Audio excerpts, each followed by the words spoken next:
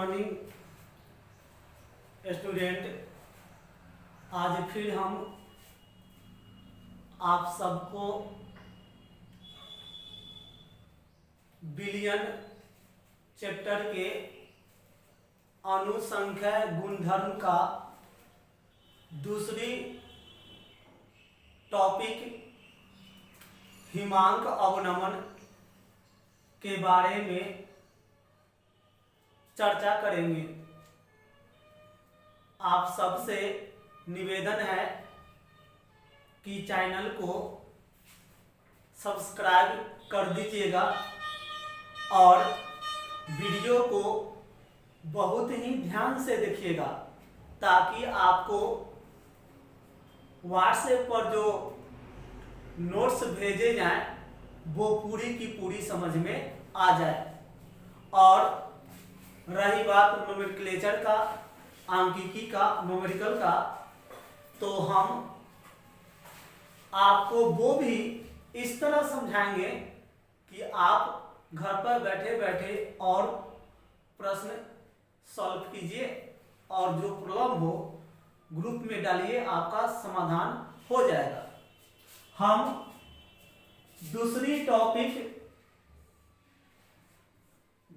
Topic हिमांक अवनमन के बारे में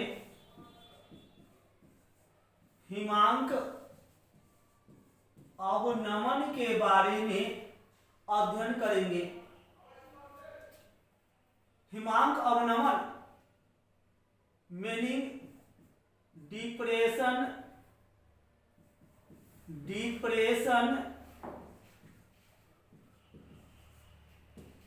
इन freezing point, depression in freezing point. जैसा बॉस टॉपिक के वर्ड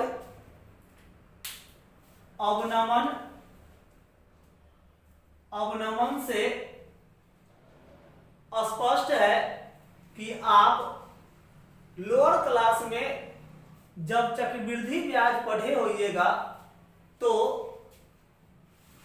अवमूल्यन और उन्नयन वर्ड आया होगा। उन्नयन का मतलब बढ़ना और अवमूल्यन या अवनमन मतलब घटना।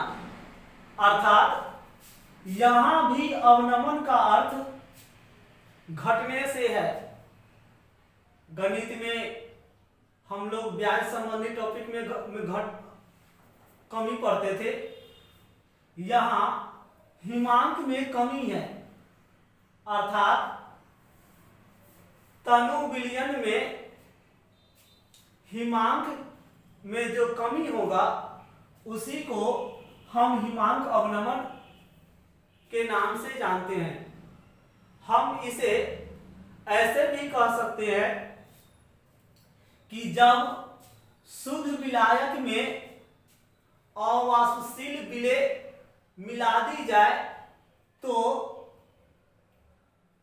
बना हुआ विलयन के हिमांक में कमी आती है। फिर से सुनिए, जब किसी शुद्ध विलायक में अवाष्पशील या अवमूरणशील विलेय पदार्थ डाली जाए तो बनने वाले विलयन के हिमांक में कमी आ जाती है। इसी कमी को हिमांक अवनमन कहते हैं और इसे डेल्टा टीएफ से सूचित करते हैं। अर्थात डेल्टा टीएफ बराबर टी ताप हिमांक किसका? सॉल्वेंट का। क्यों? तो कम गया तो ज्यादा में से कम हम घटाएंगे ना। टी सॉल्वेंट घटाओ टी सॉल्यूशन। मीनिंग सर कि हम विलायक के हिमांक जो ज्यादा होता है उसमें से विलयन का हिमांक जो कम हो गया है उसे घटा देंगे तो हमें कितना हिमांक अवनमन हुआ ये ज्ञात हो जाएगा। अब इस हिमांक अवनमन के लिए रॉवल या उल्ट का नियम देखेंगे। यहां भी रॉवल नामक वैज्ञानिक का यही कहना है कि किसी तनु विलयन के लिए क्वथनांक उन्नयन हिमांक अवनमन, किसी तनु विलयन के लिए हिमांक अवनमन, किसी तनु विलयन के लिए हिमांक अवनमन विलेय पदार्थ के सांद्रण का समानुपाती होगा। फिर से सुनिए, किसी तनु विलयन के लिए हिमांक अवनमन विलेय पदार्थ के सांद्रण का समानुपाती होगा। हम हिमांक अवनमन को डेल्टा टी एफ से सूचित करते हैं। It means delta T F समानुपाती सी एम, जहां सी सांद्रण, एम मोललता, अर्थात पिछले टॉपिक की भांति यहां भी सी सांद्रण है, एम मोललता है, अर्थात सांद्रण की गणना हम मोललता में करेंगे। समानुपाती चिन्ह हटाओगे तो कांस्टेंट आएगा, कांस्टेंट यहां kf इंटू cm, जहां kf हिमांक अवनमन स्थिरांक या इसी को मोलल अवनमन स्थिरांक, फिर से सुनिए, kf हिमांक अवनमन स्थिरांक, इसी को मोलल अवनमन स्थिरांक या अणु अवनमन स्थिरांक, या इसे ही अंग्रेजी में क्रायोस्कोपिक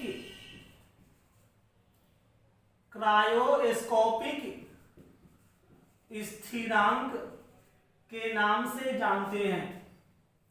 ध्यान रहे कि आपके लिए ये टर्म भी क्वथनांक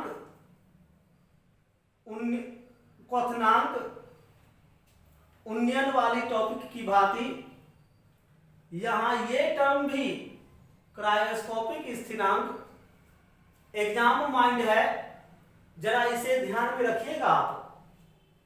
अर्थात हम लिख सकते हैं कि F बराबर delta T F by C M, अर्थात हम यदि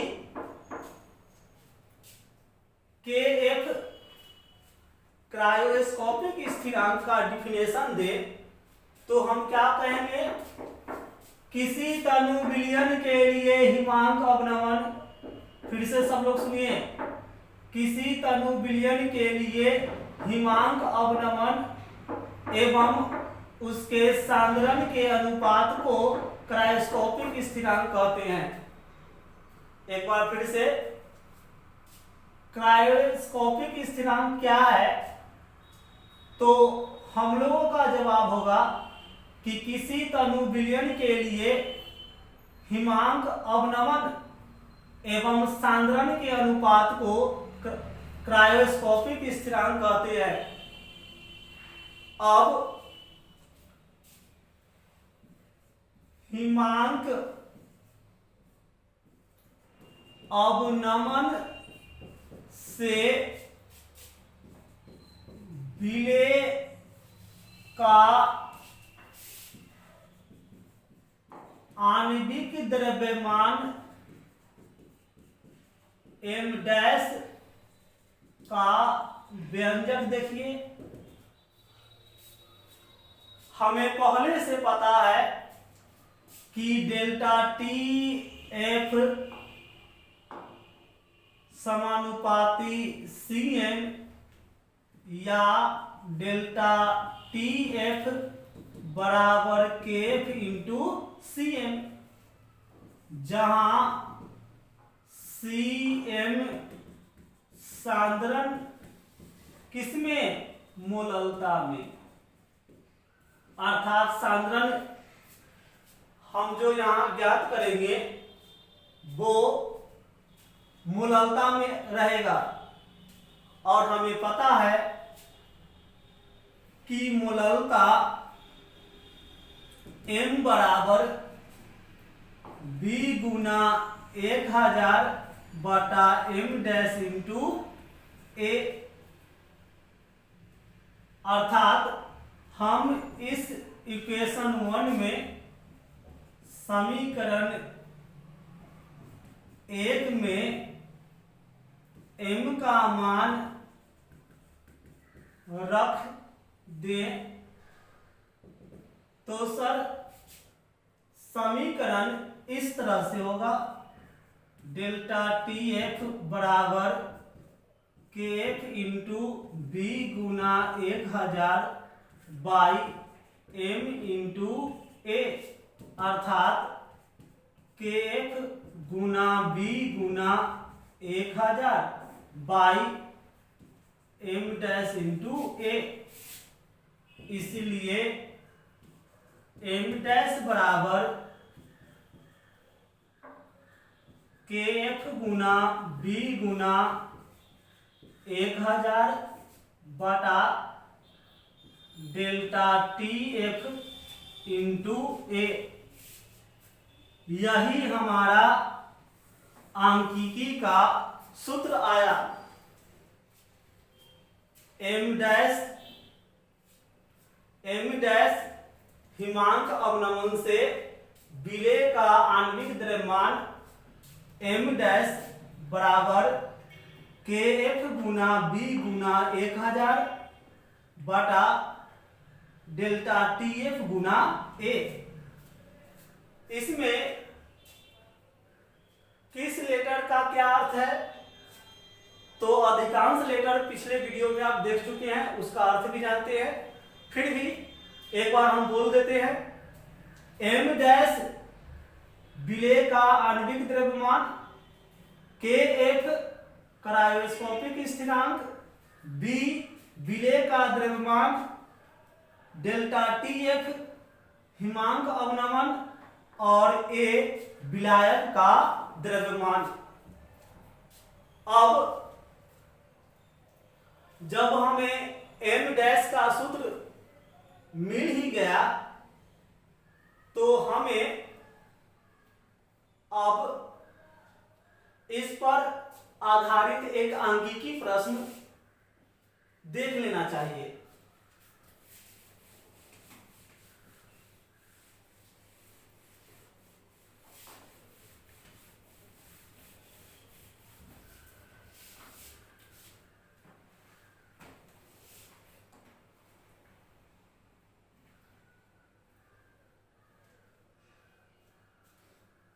देखिए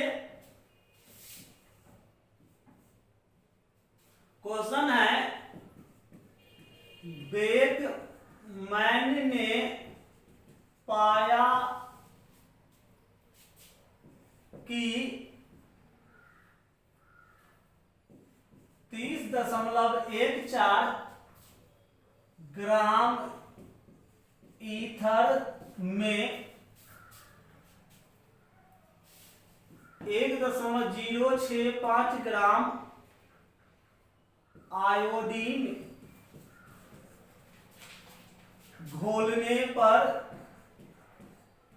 घोलने पर द्रव का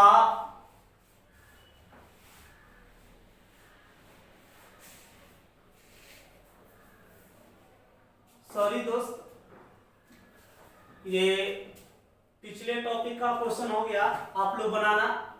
क्वथनांक उन्नयन से ही क्वेश्चन लिखा गया सर। आप लोग इस क्वेश्चन को सॉल्व करके और फोटो शूट करके हमें भेजना। द्रव का क्वथनांक 0.296 डिग्री बढ़ जाता है यदि Kb बराबर 2.11 तो विलेय का आणविक द्रव्यमान बताएं। आप सभी इसे बनाकर भेज दोगे।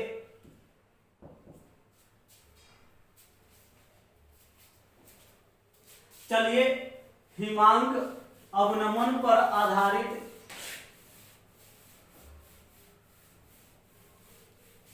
क्वेश्चन हम एक बताते हैं आपको, फिर आप सांख्यिकी बनाना।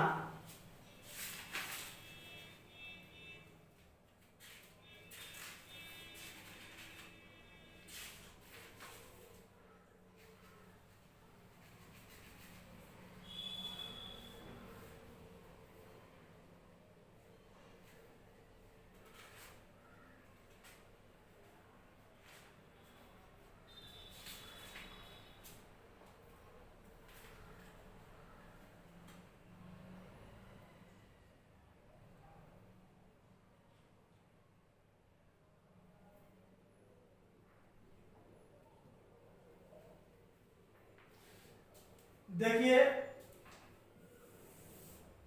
क्वेश्चन है, एक पदार्थ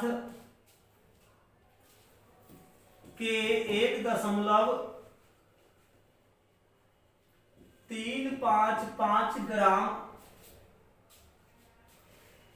को जिसका आणविक द्रव्यमान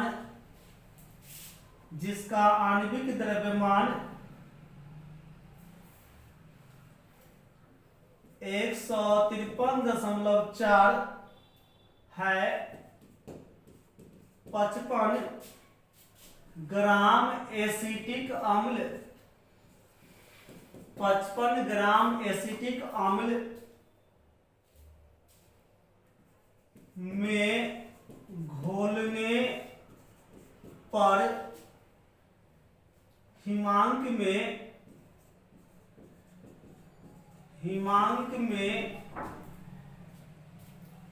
0.618 डिग्री C का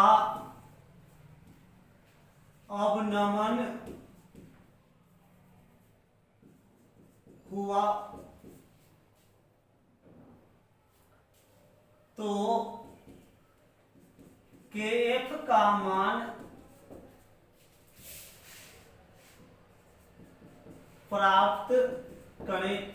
यही हम लोग का क्वेश्चन है कि एक पदार्थ के 1.355 ग्राम मीनिंग B बराबर 1.355 ग्राम को जिसका आणविक द्रव्यमान मीनिंग M डैश 153.4 ग्राम मोल इनवर्स है। फिर क्या कहता है, 55 ग्राम एसिटिक अम्ल में, मतलब A बराबर 55 ग्राम घोलने पर हिमांक में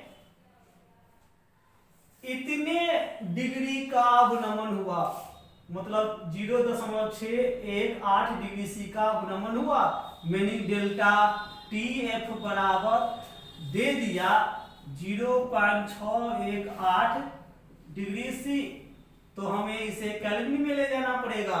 हम लिखेंगे 273.15 जोड़ 0.618 केल्विन, मीनिंग 8 6 7.372 केल्विन।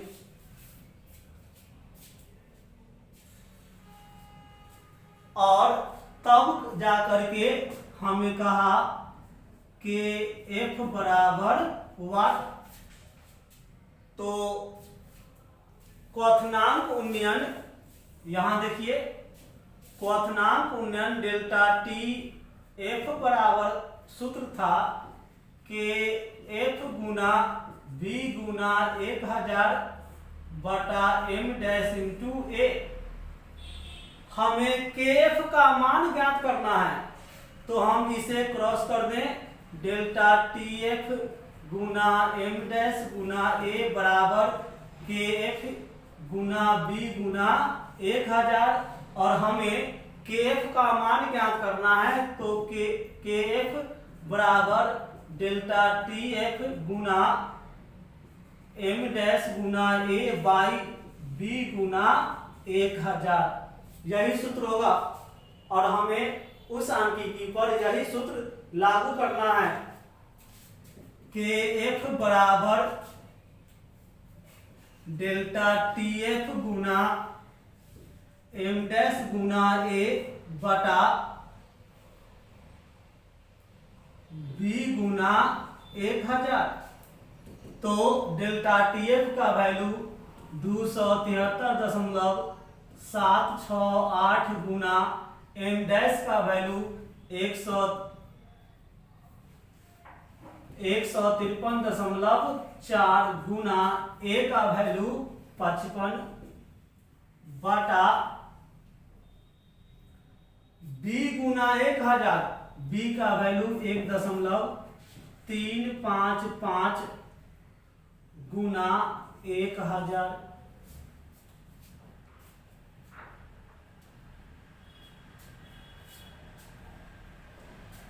यहां इस दशमलव को हटाकर हम ऊपर 1000 लिख दे, तो इस 1000 से ये 1000 क्रॉस, तब हमें मिलेगा 273.768 गुना 153.4 गुना 55 बटा 1355।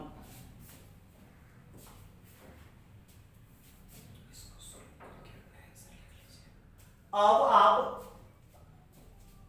इन सब का गुना और भाग करके आंसर लाइएगा, जहां तक हम बताएं कि आपका आंसर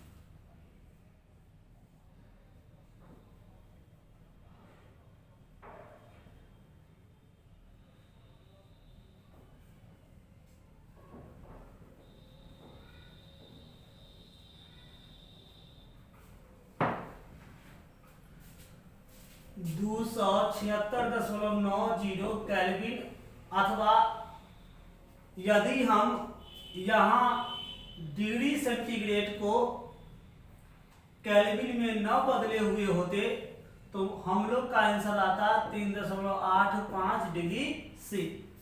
आप गुना भाग करके आंसर ज्ञात कर लो, और आपके बुक में हिमांक अवनमन पर जो भी अंकिकी हो आप बनाओ, और यदि प्रॉब्लम हो जाए तो ग्रुप में पूछो, उत्तर मिल जाएगा।